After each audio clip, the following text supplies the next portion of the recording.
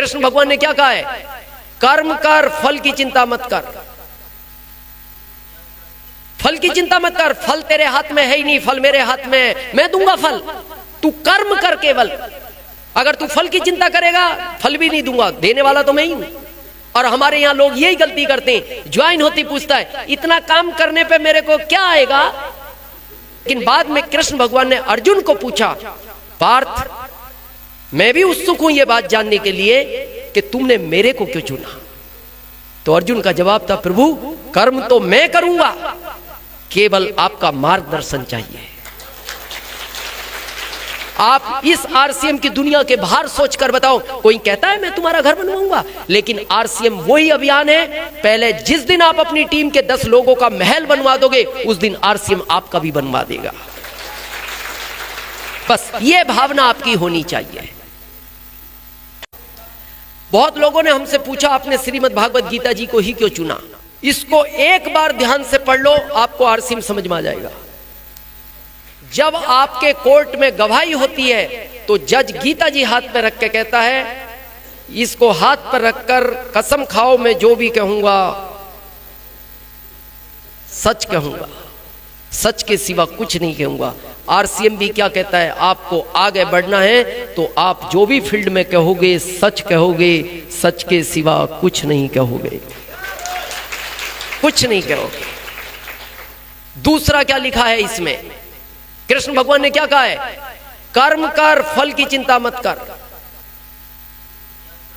फल की चिंता मत कर, फल तेरे हाथ में है ही नहीं, फल मेरे हाथ में है, मैं दूंगा फल। तू कर्म कर केवल।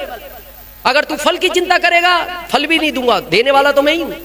और हमारे यहां लोग यही गलती करते हैं, ज्वाइन होती पूछता है इतना काम करने पे मेरे को क्या आएगा? कुछ नहीं आएगा।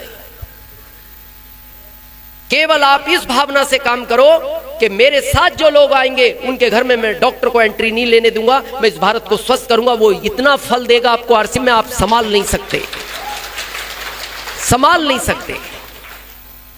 और क्या लिखा?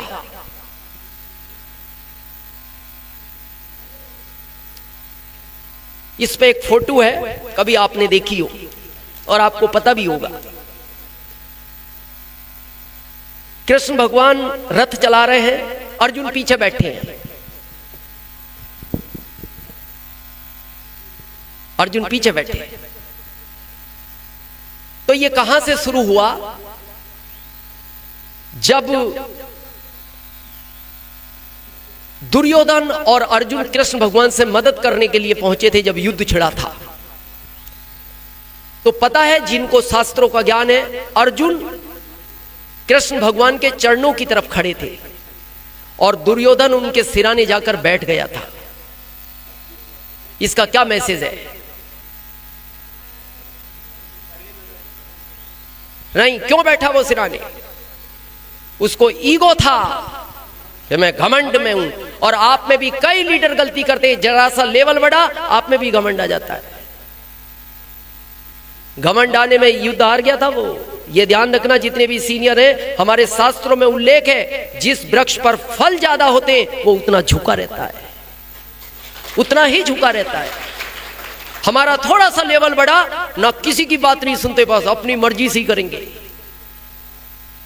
लेकिन बड़प्पन देखिए, यही चीज आदमी को आगे बढ़ाती है। जब कृष्ण भगवान के नेत्र खुले तो पहली निगाह अर्जुन पर गई। बताओ पार्थ कैसे आए थे? तो उन्होंने कहा, प्रभु भ्राताश्री भी आए हैं। कहां है भ्राताश्री? आपके सर पे। वो तो सिरहाने बैठा था।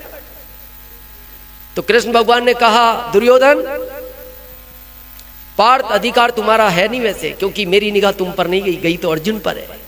अर्जुन तुम पहले मांगो। तब भी अर्जुन ने कहा, नहीं प्रभु भ्राताश्री बड़े हैं, आप इनको पहले दे दो। तो पूछा भगवान ने, क्या चाहिए? आपकी मदद चाहिए। तो बोले, ध्यान से सुनो दुर्योधन, एक तरफ मैं रहूंगा, एक तरफ मेरी सेना रहेगी, और मैं भी हथियार नहीं उठाऊंगा।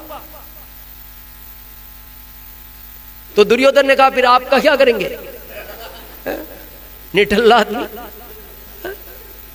हथियार नहीं उठाओगे, युद्ध नहीं लड़ोगे, काम के क्या? सेना दे दो। सेना ले गया, सेना वो, लेकिन बाद में कृष्ण भगवान ने अर्जुन को पूछा, पार्थ मैं भी उत्सुक हूं यह बात जानने के लिए कि तुमने मेरे को क्यों चुना। तो अर्जुन का जवाब था, प्रभु कर्म तो मैं करूंगा, केवल आपका मार्गदर्शन चाहिए। तो कृष्ण भगवान ने कहा था, अर्जुन मैं भी एक वादा करता हूं, अगर तुमने मेरी एक भी बात नहीं टाली तो युद्ध जिताने की गारंटी मैं लेता हूं।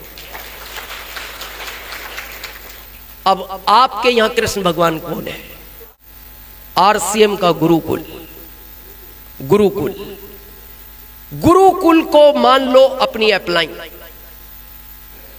कोई नहीं जमता, टीसी सर को अपना अपलाइन मान लो। हमने माना है 15 अगस्त, और हम आपको ये प्रत्यक्ष उदाहरण देते हैं। हम नहीं आते थे अभी तक गुरुकुल में, हम 15 अगस्त के बाद आए हैं और रियल में हमारा जो जीवन चेंज हुआ है। मतलब आज हमारा परिवार हमसे एक बात बोलता है, आप पहले गुरुकुल में क्यों नहीं आए? इतना चेंज हुआ है हमारे अंदर। गुरुकुल बहुत बड़ी ताकत है हमारे इस अभियान की। आप 21 दिन आओ, आपको अच्छा नहीं लगे फिर बाहर हो जाना, लेकिन हमारे कहने से 21 दिन आओ, केवल 21 दिन।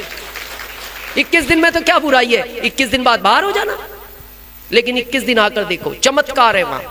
और हम ये ओपन बोलते हैं, उस समय वहां एक ईश्वरीय शक्ति काम करती है, और वो हमें इसमें नजर आती है। शायद वही ईश्वरीय शक्ति काम करती होगी जो गुरुकुल से संदेश निकलते हैं।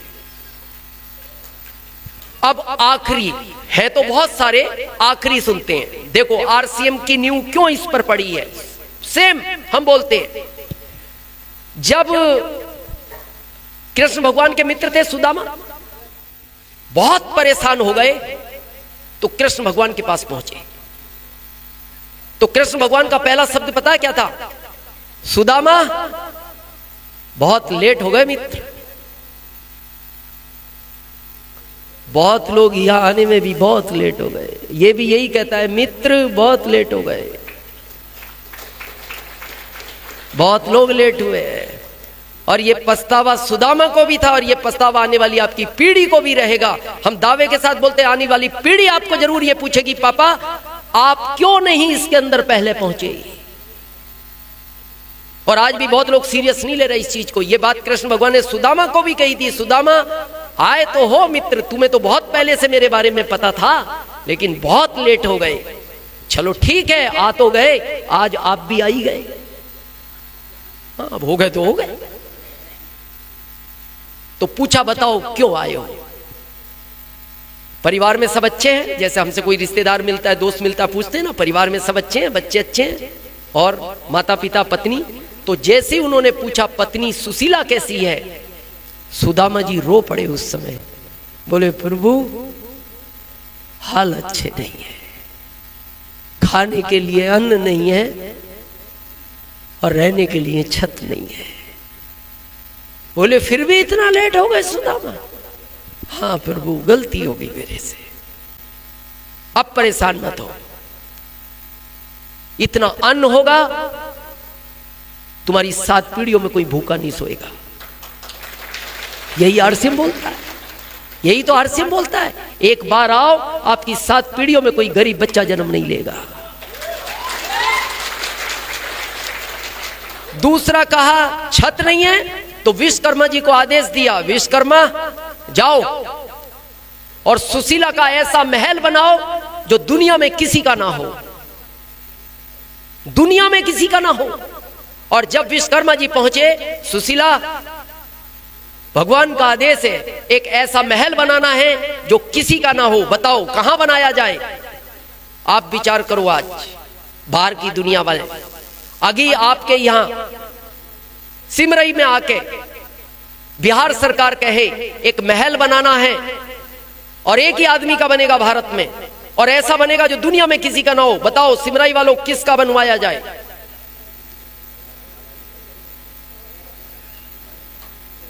क्या लगता है? हाँ, लड़ाई कर लेगा, मेरा बनाओ। आप में हिम्मत नहीं है ये कहने की किसी का भी बना दो। लेकिन सुशीला की हिम्मत देखना, जिसके ऊपर छत नहीं थी, उसने तब भी कहा, विश्वकर्मा जी, इस नगर में जितने लोग रहते हैं, अगर सबका महल बनवाने के लिए तैयार हो तो बाद में मेरा भी बना देना। तो विश्वकर्मा जी ने कहा एग्रीमेंट एक का है, एग्रीमेंट मेरा एक का हुआ है भगवान से, और आपको भी कहते बिहार सरकार एक का ही बनेगा, तुम बताओ अब, बाकी का तो नहीं बनवाएंगे हम। अब बोलो, आप में हिम्मत नहीं है ये कहने की फिर किसी का भी मत बनाओ तो मेरा भी मत बनाओ। आप तो ये कहोगे रातों रात बना दो, अभी बताना भी नहीं किसी को, कल बताएंगे बन गया। लेकिन वहां भी सुशीला ने कहा वापस जाओ, नहीं बनाना, फिर इनका नहीं बनाते तो मेरा भी नहीं चाहिए। और बाहर जाके विश्वकर्मा जी ने कृष्ण भगवान को पूछा, प्रभु वो तो ये कह रही है सबका बनेगा तो मेरा बनाओ, नहीं तो मेरा भी मत बनाओ। तो कृष्ण भगवान ने विश्वकर्मा जी को कहा, विश्वकर्मा जी ये सीखने का सबक है, इस दुनिया में कोई तो ऐसा है जो दूसरों के लिए अच्छा सोचता है, कोई तो ऐसा है। आप इस आरसीएम की दुनिया के बाहर सोचकर बताओ, कोई कहता है मैं तुम्हारा घर बनवाऊंगा, लेकिन आरसीएम वही अभियान है, पहले जिस दिन आप अपनी टीम के 10 लोगों का महल बनवा दोगे उस दिन आरसीएम आपका भी बनवा देगा। बस ये भावना आपकी होनी चाहिए।